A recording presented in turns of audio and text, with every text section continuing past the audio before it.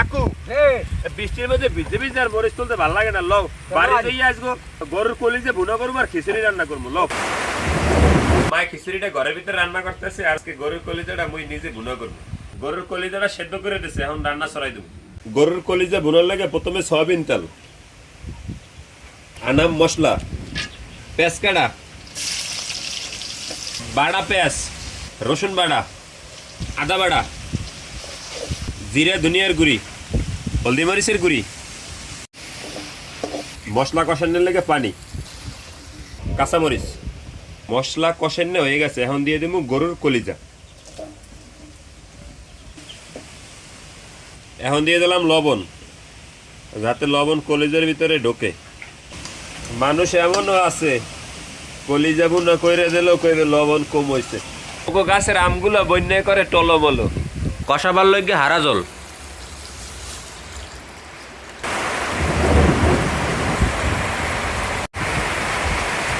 আমাকে গরুর কলিজা বুনা শেষ, এখন টালা জিরার গুঁড়ি দিয়ে উঠে গেলাম।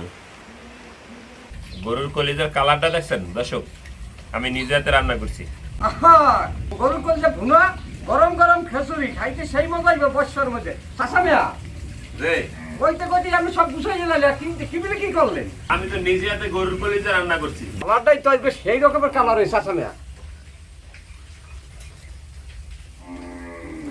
চাচা মিয়া, সবাই বিসমিল্লাহ খাওয়া দাঁড়েন। হ্যাঁ বিসমিল্লাহ।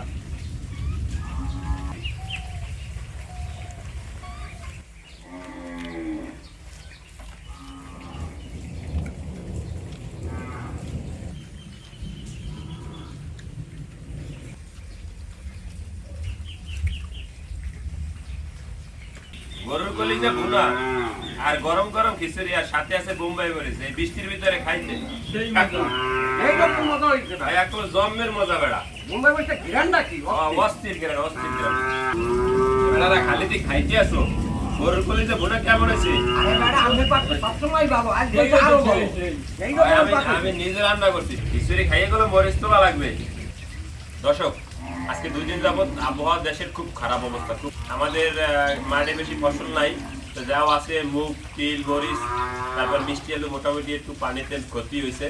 তো আমরা যে বৃষ্টির ভিতরে আজকে খিচুড়ি আর এই যে গরুর কলিজা ভুনা খাইতেছি। আজকে এই পর্যন্ত, সবাই ভালো থাকেন, সুস্থ থাকেন, আল্লাহ হাফেজ।